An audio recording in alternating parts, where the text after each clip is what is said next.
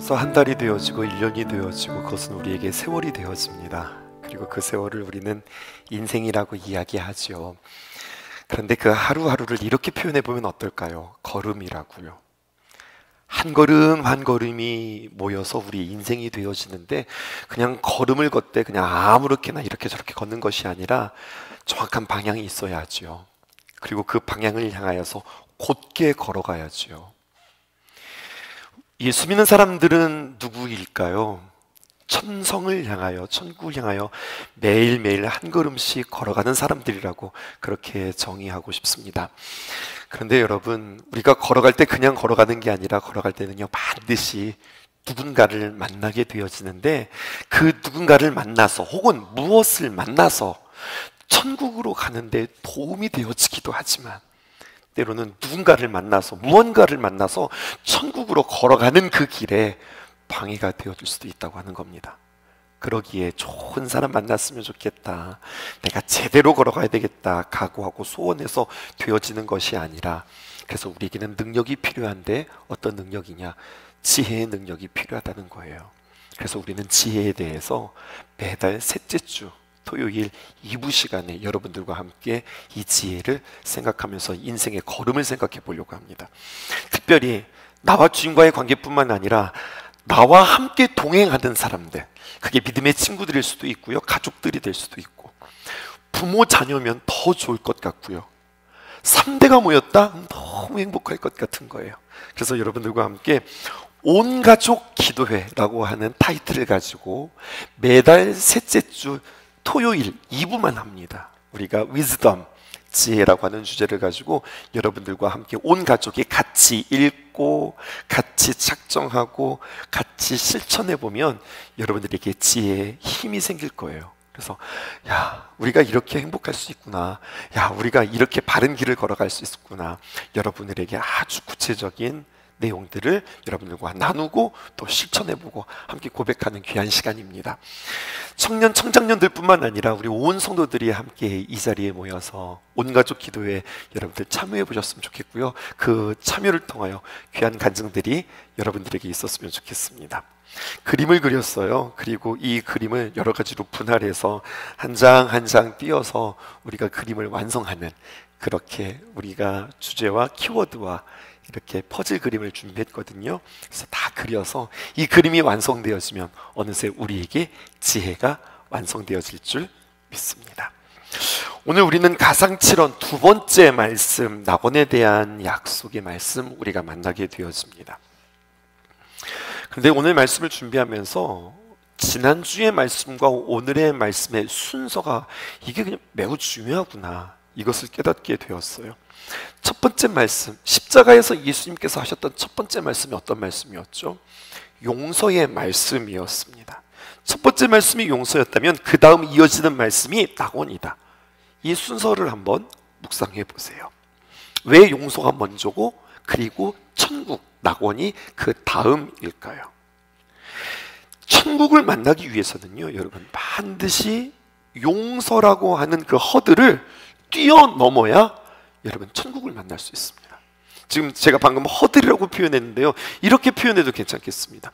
용서라고 하는 관문을 통과해야, 그래야 우리는 천국을 만날 수 있다는 거예요. 오늘 십자가, 예수님의 십자가에서 내가 만나는 십자가, 나의 십자가는 무엇일까요? 오늘 두 가지 여러분들과 함께 나누게 되어질 텐데, 이 순서를 기억하면서 오늘 첫 번째, 고통의 자리에서 나의 십자가를 발견하다, 소망의 이야기를 여러분들과 함께 하고 싶습니다.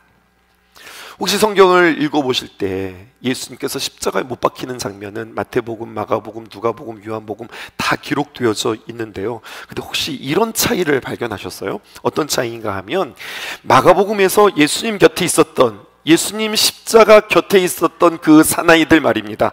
그들을 가리켜서 뭐라고 이야기하면 강도였다, 예수님 좌우편에 있었던 강도라고 마가복음은 표현한다면, 누가복음은요 그들을 강도라고 이야기하지 않아요. 뭐라고 이야기하면 행악자다, 다시 말해서 죄인이다 라고 이야기하는 거예요. 행악자, 죄인, 쉬운 말로 이게 무슨 말이냐면 범법자요, 그냥 아주 쉽게 그냥 나쁜 놈들이다, 이렇게 이야기할 수 있겠어요. 아무리 죄를 지었다 할지라도 양심이 있는 사람이라면 그래도 내가 무슨 죄를 지었지, 이렇게 자기의 죄를 알 법한데요, 이 행악자들 말입니다. 이 죄인들은 자신들이 무슨 죄를 지었는지조차 알 수 없었습니다. 모를 뿐만 아니라 그냥 모른다 쳐요. 무지하니 어쩔 수 없다, 그 정도만도 우리가 봐줄 만한데, 심지어는 이렇게 무지한 자들이 그 사악한 마음을 가지고 예수님을 향하여서 농락하고 네가 하나님의 아들이면 십자가에서 내려와라, 그들이 그렇게 하나님을, 예수님을 희롱하는 이야기가 성경에 기록되어져 있습니다.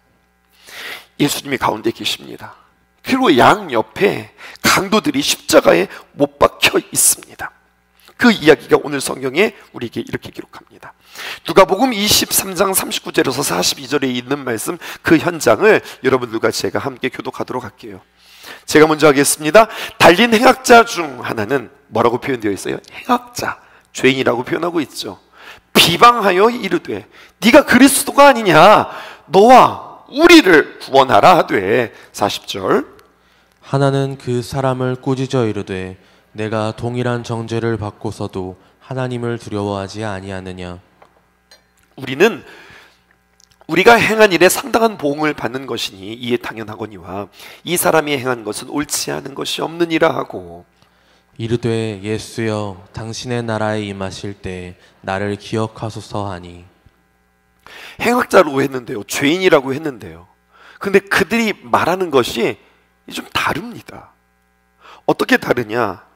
조금도 차이가 없는 똑같은 상황 속에서 한 사람은 죄로부터 지금 영생으로 나아가고 있고, 또 한 사람은 죄로 인하여서 지금 영생이 아니라 지옥으로 지금 걸어가고 있는 모습을 보게 되었습니다. 길이 달라요. 똑같은 상황인데 길이 다르단 말입니다. 똑같이 예수님 옆에서 예수님의 목소리를 듣고 예수님의 십자가의 그 고통을 보는데, 한 사람은 그것을 계시로 받고 한 사람은 도대체 이게 무슨 말이야, 수수께끼로 듣는다는 이야기입니다. 한 사람은 예수님의 모습을 보고 예수님의 말씀을 들으면 들을수록 그가 영적으로 깨어나고 살아나는데, 한 사람은 예수님의 모습을 보고 예수님의 소리를 들으면서 영적으로 깨어나는 것이 아니라 오히려 영적으로 죽는 모습이 성경에 기록되어져 있어요. 이 부분을 조금 더 잘 해석해 볼까요? 정황은 이렇습니다. 마태복음 27장 44절에 보면 이렇게 기록되어 있어요. 함께 십자가에 못 박힌 강도들도, 유심 있게 보실까요? 이것은 강도들이 단수입니까? 복수입니까? 복수입니다. 이와 같이 욕하더라. 여러분, 이 강도들이 처음에는요, 둘이 같이 함께 예수님을 욕했습니다. 마가복음도 보실까요? 마가복음 15장 32절에 보니까 이스라엘의 왕 그리스도가 지금 십자가에서 내려와 우리를 보고 믿게 할지어다 하며 함께 십자가에 못 박힌 자들도 예수를 욕하더라. 그러니까 이게 무슨 이야기예요? 처음에는요, 이 두 강도 다 똑같이 예수님을 조롱하고 희롱하고 네가 하나님의 아들이면 우리를 구원해봐라, 그렇게 이야기한 거예요. 그런데요, 오늘 우리가 읽은 누가복음은 이렇게 같이 욕하던 그들이 다른 길을 걷습니다. 다른 말을 합니다. 누가복음에서 한 사람은 비방했으나 한 사람은 예수님께 자신의 믿음을 지금 고백하고 있는 모습을 보게 되어져요. 그럼 이 모든 정황들을 쫙 묶어볼까요? 그럼 결론은 이렇게 나는 거예요. 처음에 이 두 강도는 같이 예수님을 욕하다가 점점 시간이 지날수록 예수님 곁에 있으면서 예수님의 십자가를 보고 예수님의 그 음성을 들으며 한 사람이 그의 마음 가운데 변화가 일어나기 시작하는 겁니다. 그리고 급기야 마지막에는 뭐라고 이야기하는가? 이렇게 이야기하는 거예요. 예수님, 주님 낙원에 들어가실 때 나를 좀 기억해 주세요. 그럼 우리는 관심을 갖죠. 도대체 어느 순간에 무엇으로 인하여 그의 마음이 이렇게 바뀌었을까? 이것을 생각해 보았습니다. 이것을 생각하기 위해서는 우리는 다시 한번 첫 번째 가상 7원, 예수님께서 첫 번째 십자가에서 했던 이야기를 우리는 기억해야 하겠습니다. 주님이 십자가에서 문득 이렇게 이야기하시는 겁니다. 아버지, 저들을 사하여 주옵소서. 자기들이 하는 것을 알지 못함이니이다. 여러분, 십자가의 고통 지난주에 말씀드렸는데 다시 한번 생각해 보실까요? 손바닥에 십자가의 못을 박으면 손이 다 찢어진다고요. 사람을 걸 수가 없습니다. 사람이 걸리기 위해서는 손바닥이 아니라 손목에 여러분 뼈와 함께 여러분 같이 대못으로 나무에 박아야 사람이 고정되는 겁니다. 그렇게 양손을 십자가에 매달았으니 몸은 중력으로 인하여서 축 처질 수밖에 없습니다. 그러니 여러분 온몸이 축 처져 있는 상황에서 숨이 제대로 쉬어질까요? 얼마나 고열에 심할까요? 심지어 이 십자가 처형은 한밤중이나 새벽이 있는 것이 아니라 장렬하는 태양빛 아래 이 십자가의 처형이 있으니 얼마나 어렵고 얼마나 끔찍한 상황일까요? 엄청난 고통으로 온몸을 뒤틀고 있을 때 옆에서 엄청난 소리가 들립니다. 여러분 무슨 소리가 들리냐? 저들을 용서하여 주옵소서. 저들을 용서해 달라니요. 지금은 기도할 때가 아니라 어떤 용서를 빌 때가 아니라 하나님 앞에 지금 신음하는 것이 아니라 용서를 구하. 저가 무슨 죄가 많기 때문에 자신의 죄를 용서를 받는가 했더니 아닙니다. 내 죄를 용서해달라는 것이 아니라 저들의 죄를 용서해달라는 이야기입니다. 심지어는 앞말이 이렇게 시작되었습니다. 아버지, 아버지. 지금 누가 누구 보고 아버지라는 거예요? 지금 이 자리에 아버지가 왔나? 아니요. 예수님은 지금 하늘을 향하여서 하나님을 향하여서 아버지라 이야기합니다. 도대체 이게 무슨 소리야? 그리고 이어지는 말은 더 황당합니다. 뭐라고 이야기합니까? 저들을 용서하여 주옵소서. 나를 용서해 주시옵소서가 아니라 저들을 용서해 주십시오. 예수님이 그렇게 울부짖으며 주님 앞에 기도하고 있습니다. 예수님 곁에 한 강도는 예수님과 가장 가까이 있는 그 혜택을 보는 겁니다. 십자가 상에서 그 어떤 누구보다도 가장 예수님과 곁에 있었던 사람, 가장 선명하게 예수님을 볼 수 있었고요, 가장 똑똑하게 예수님의 목소리를 들을 수 있었습니다. 그런데 아버지라니요. 그리고 그 아버지보다 더 청청병력과 같은 소리, 그것은 바로 무엇이냐? 나는 너를 용서한다. 네가 하나님의 아들이면 거기서 내려와봐. 우리를 좀 구원해봐. 네가 무슨 하나님이야? 이렇게 조롱하는 나를 향하여 나는 너를 용서한다. 네가 알지 못해서 그래. 내가 너를 용서한다 라고 하는 이 말이 그의 마음에 얼마나 큰 가격으로 다가왔을까요? 여러분 또 질문해 봅시다. 이 강도들은 무슨 죄를 지었을까요? 많은 이들은 당시 로마 사람들이 이들에게 행하는 이 십자가 처형은 민족 해방이라고 하는 정당하고 정의로운 대의 명분을 위하여서 이들이 폭력과 살인을 불사했다. 그러니 이 통치 국가인 이 로마에 반역을 했다 해서 반역죄에 이들이 매달렸다. 이러한 해석이 전통적인 해석이고 많은 이들이 그들의 죄를 그렇게 이야기합니다. 그런데 꼭 그럴 뿐만 아니라 늘 그렇게 정치범만 있는 것은 아니었거든요. 자신의 이익을 위해서 타인의 재물을 빼앗고 상대방의 몸을 가해 그들을 행악자라고 표현하지 않고 다른 본문에서 강도라고 이야기했으니 그게 정말로 강도짓을 한, 아주 극악무도한 강도짓을 한 죄가 그들에게 있을런지도 모르겠습니다.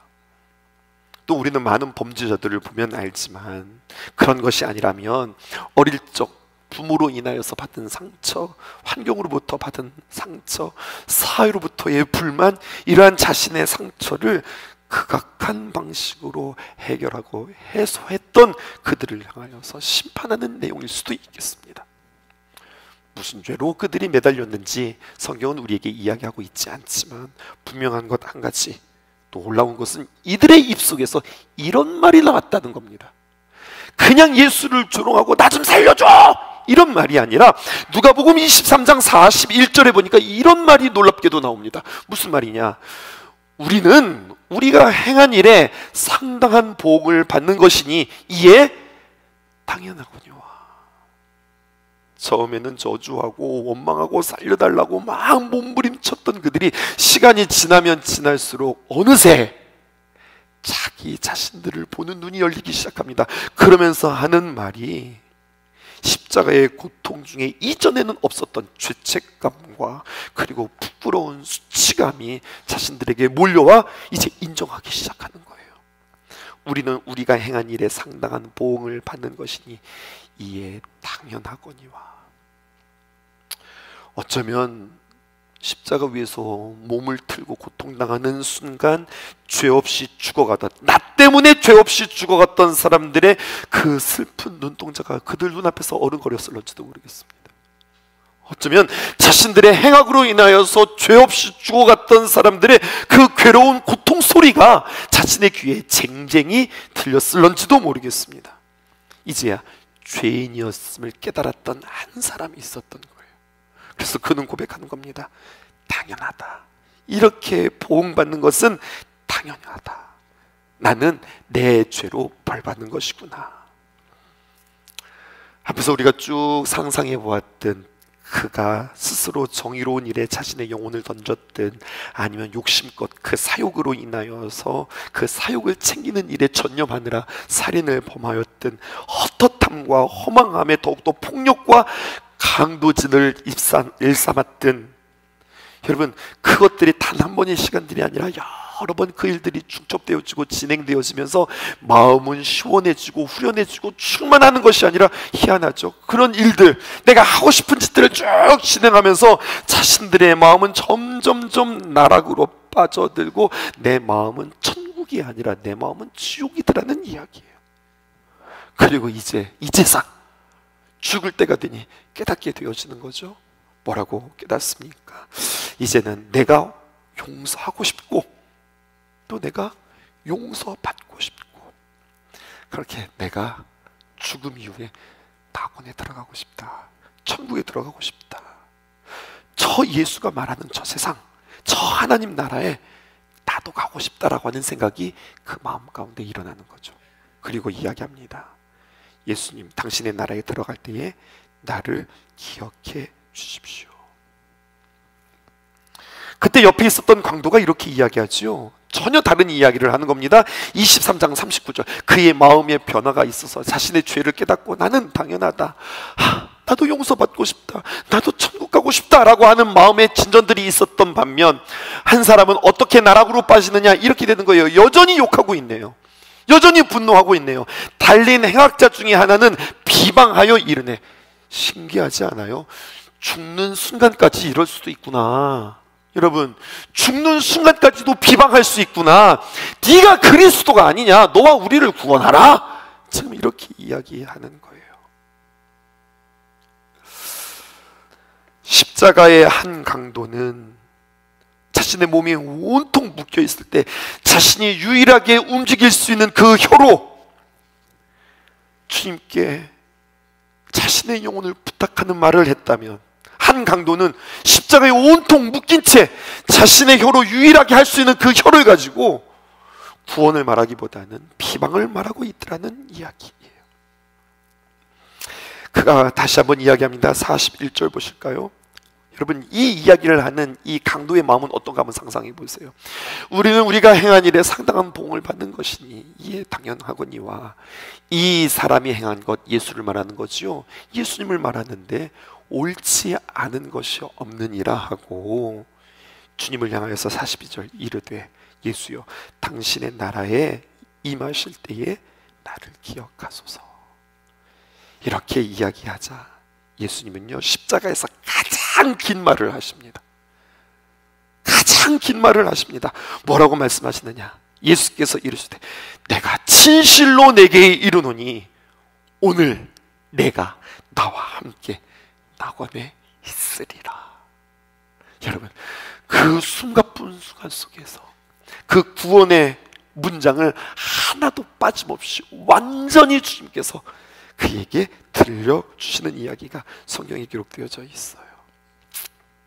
그런데요, 여러분, 이 강도의 모습을 보면서 죽기 전에 살고 싶겠다고, 살겠다고 주님 앞에서 아부떨고 비굴하게 예수님 나 좀 기억해 주세요, 나 좀 살고 싶어요.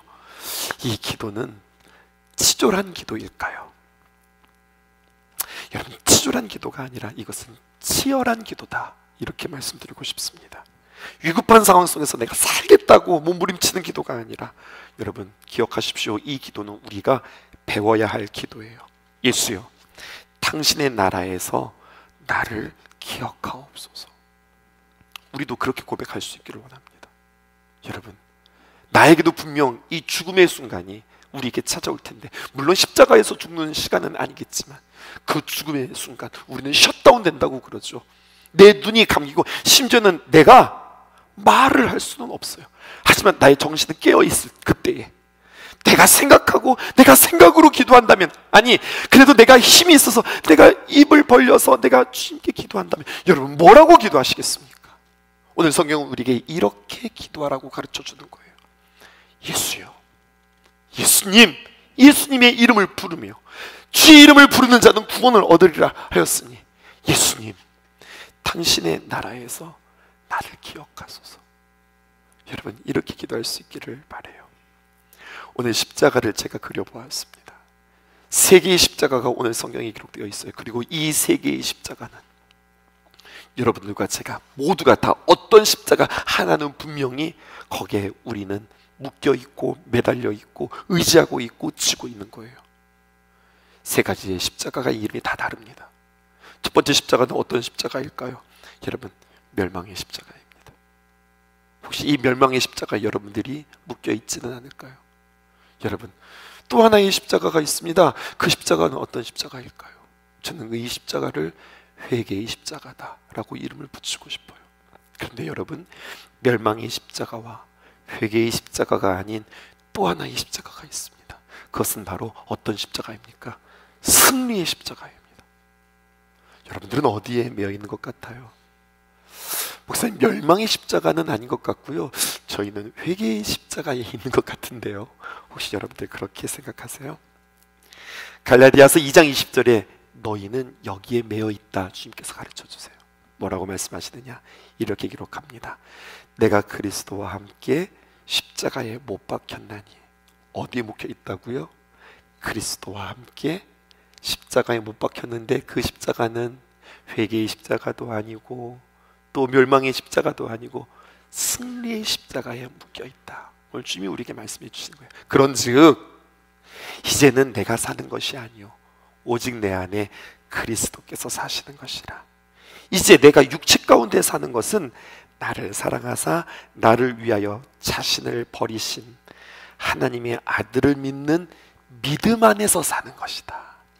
우리에게는 승리의 십자가가 있다고. 여러분들 늘 이것을 기억하며 주님 앞에 서실 수 있기를 주님의 이름으로 축복합니다. 그래서 강도와 같은 심정으로 우리는 주님 앞에 기도하지 않을 거예요.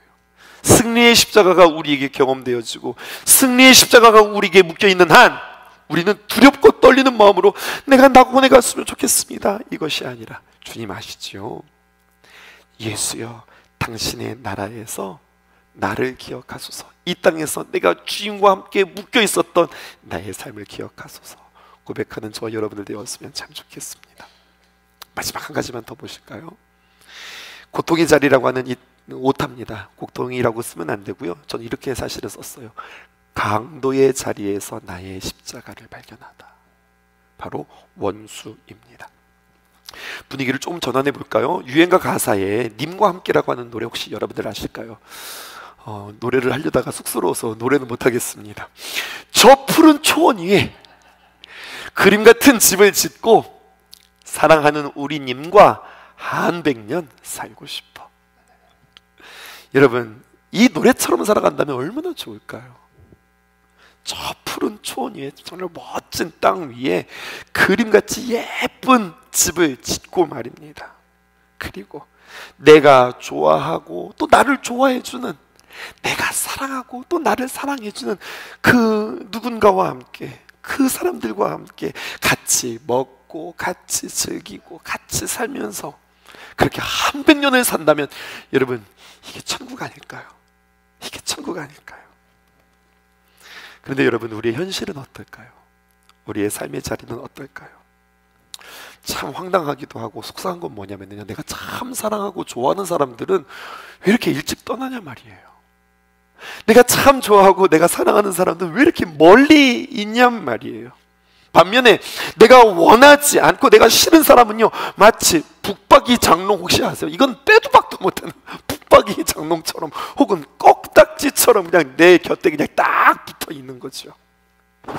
여러분, 만약에 그런 사람이 만약에 내 가족이라고 한다면, 만약에 그런 사람이 우리 교인이라고 한다면, 그런 사람이 매일 봐야 하는 직장의 그 누군가라고 한다면 그의 삶은 얼마나 지옥 같을까요? 혹시 그 사람이 지금 머릿속에 막 떠오르고 있는 거예요? 그 우리 부장님, 아무개 권사, 아무개 하면서 그 사람들이 여러분 머릿속에 떠오를까요? 그런데요 여러분, 사순절에 예수님을 묵상하면서 예수님은 늘 원수들 가운데서 사셨던 것을 발견할 수 있었습니다. 예수님이 태어날 때부터 시작해서, 헤롯 대왕부터 시작해서 예수님께서 십자가에 못 박히는 그 순간까지 예수님의 주변에는요 늘 원수들과 함께 살았어요. 어떻게 하면 예수님을 죽일까 호신답답 노리는 바리새인들, 서기관들, 또 사두개인들, 통틀어 유대인들, 예수님 사이에 늘 득실거렸던 사람들은 그들의 생각은 늘 이런 거였어요. 어떻게 하면 저 예수를 잡을까? 어떻게 하면 저 예수를 죽일까? 어떻게 하면 저 예수를 함정에 빠뜨릴까? 어떻게 하면 저 인간 지치고 우리가 기득권을 잡을까? 그 사람들은 그렇다 쳐요. 예수님께서 뽑았던 12 제자들도 마찬가지였습니다. 예수님의 말도 알아듣지 못하고 예수님의 마음도 알아듣지 못하고, 여러분 청개구리 마냥 늘 예수님께서는 이렇게 말씀하셨는데 행동은 늘 이렇게 하는 사람들, 나중에는 말이죠 이들이 자신들이 불리해지고 또 위기에 빠지자 외면하고 부인하고 다 도망갔던 예수님 곁에 있었던 제자들도 이게 원수인지 이게 친구인지 알 수 없는 그 삶을 예수님께서 사셨어요. 마지막 시간만이라도, 예수님 십자가 사명지로 이 땅에 오셨으니까 마지막 순간마저도 그냥 홀로 묵묵히 그 십자가의 사명 잘 감당하시고 그 생애를 마쳤으면 좋겠는데, 오늘 성경의 세팅을 보세요. 마지막 순간까지도 예수님 양옆에는 의인이 아니라 죄인이, 마지막 순간까지도 예수님 고마워요, 예수님 참 수고 많으셨어요, 예수님 덕분에 제가 살았습니다, 이런 말을 듣는 게 아니라 마지막 순간까지 네가 하나님의 아들이면 거기서 내려와 우리 좀 구원해봐, 이런 소리를 들으며 예수님이 그의 생애를 마무리한다고 하는 거죠. 여러분 위로받으실 수 있기를 바랍니다. 아, 나만 이런 게 아니구나, 나만 이렇게 사는 게 아니구나, 예수님도 그러셨구나, 우리 예수님 나보다 더하면 더했지 절대로 덜하지 않으셨구나. 여러분 그 놀람, 그 탄식, 그렇게만 끝나는 것이 아니라 그 예수님을 인하여서 위로받을 수 있는 여러분 되었으면 좋겠어요. 근데 여러분 예수님뿐만이 아니에요.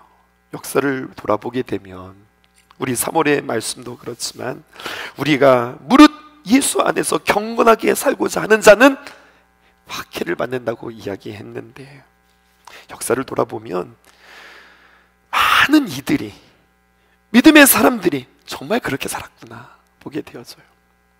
많은 사람들을 소개할 수 있지만 특별히 히틀러와 같은 강도들의 틈바구니 속에서 결국 총살용으로 죽음을 맞이했던 신학자이며 목회자였던 본회포 목사님, 그가 이렇게 이야기합니다. 예수 그리스도, 그분은 원수들의 한복판에서 사셨습니다. 그러므로 우리가 그리스도인이라고 한다면 수도사와 같이 숨어서 사는 생활이 아니라 원수들 속에서 살아가는 것이 마땅합니다. 왜냐하면 그리스도인들이 감당해야 할 일과 우리들의 사명은 바로 그들 속에서, 그들 사이에 있는 까닭입니다. 그렇게 이야기해요. 맞는 말인데 왜 이렇게 이 말이 모질게 들릴까요? 평생 원수랑 살라니요, 그것이 우리의 사명이라니요, 그것이 피할 수 없는 우리의 숙명이라니요, 나를 훈련시키고자 하시는 하나님의 선물이라니요, 껌딱지같이 붙어서 나를 괴롭히는 그들은, 하나님 우리한테 그렇게 말씀하셨잖아요. 하나님을 사랑하고 이웃을 사랑하라, 쉐마의 말씀이었는데 그 사람들 때문에 하나님 사랑하는 일에 방해가 되어지고 사람 사랑하는 일에 장애물이 되어지게, 이런 사람만 없으면 내가 하나님 사랑하고 이웃 사랑하는 게 훨씬 더 잘 될 수 있고 진짜 잘할 수 있는 것 같은데 이런 사람들 때문에 내가 걸림돌이 됩니다. 그런 마음이 우리 안에 있지 않아요?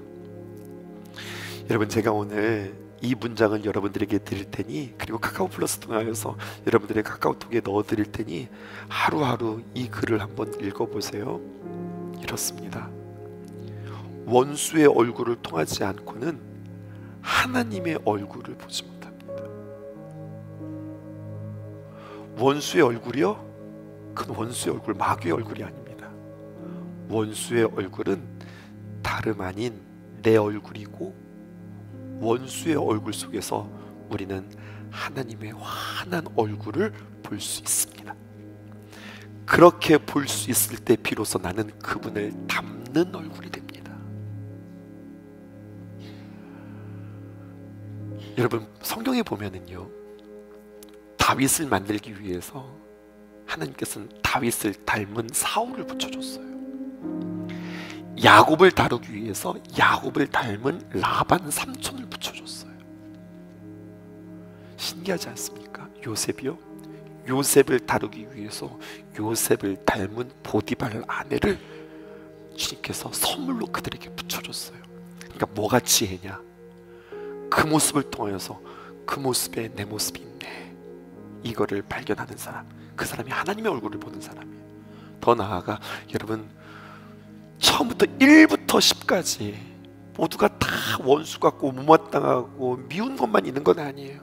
1부터 10 가운데 그래도 어떤 구석은 그래도 이런 모습은 있네, 그래도 이 모습은 괜찮네, 그래도 이런 모습은 그래도 귀하네, 이러한 모습이 있다고요. 원수의 얼굴에서 그 모습을 발견할 수 있다면 어느새 내가 주님을 닮은 사람이 되어진다고 성경은 이야기해요. 내 눈을 열어서 내가 짊어질 십자가, 원수, 저 원수 그런 것이 아니라 그 원수에서 나의 모습을 발견할 수 있기 원하고, 그의 모습에서 하나님의 형상을 발견하여 점점 내가 주님을 닮아가는 저와 여러분들 되어지기를 주님의 이름으로 축복합니다. 저 푸른 초원 위에가 아니라 십자가 위에서 사랑하는 님과가 아니라 지긋지긋한 원수들과 함께 사는 것이 우리의 인생입니다. 주님도 피할 수 없고 피하지 않으셨던 그 길을 우리가 갈아가는 것, 그게 십자가인데요. 예수님과 우리가 다른 거, 그래도 예수님은 예수님의 십자가 혼자 지셨잖아요. 예수님의 십자가 혼자 지셨는데 성경은 우리에게 이야기합니다. 그 십자가 이제 너는 혼자 지는 게 아니야, 나와 함께 지는 거다. 우리와 함께 원수들 사이에 있다. 예수님이 우리와 함께 원수들 사이에 있다. 이것을 기억하며 여러분, 드려지는 이 글을 매일매일 읽어가며 승리할 수 있는 저와 여러분들 되어지기를 주님의 이름으로 축복합니다. 기도하겠습니다. 지으신 나무 위에서 마지막 숨을 쉬신 분, 눈물도 고통도 죽음도 우리 위해 견디신 예수를 깊이 생각합니다.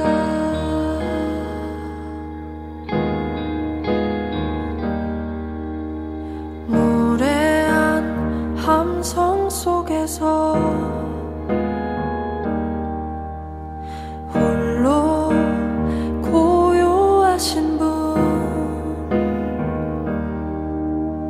죄인오라 부르신 원수도 포기 않으시는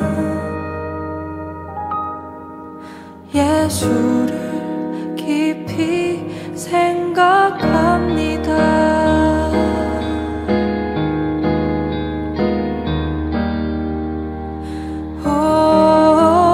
예수님, 당신의 사랑이 얼마나 큰지,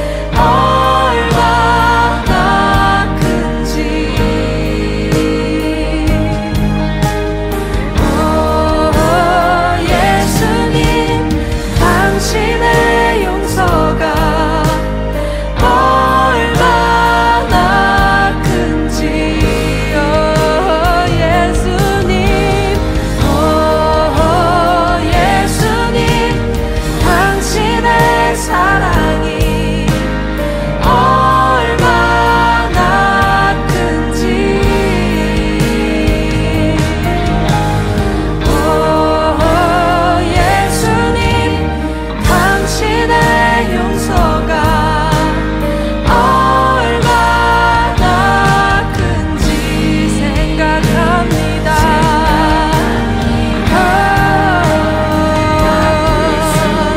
갚을 수 없는 은혜 주신 주.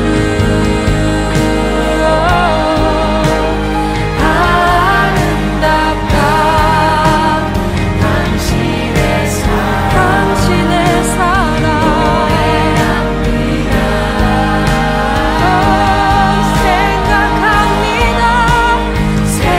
생각합니다. 갚을 수 없는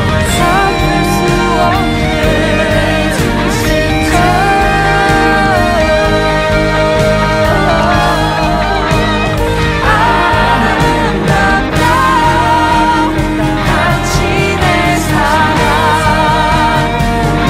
노래합니다.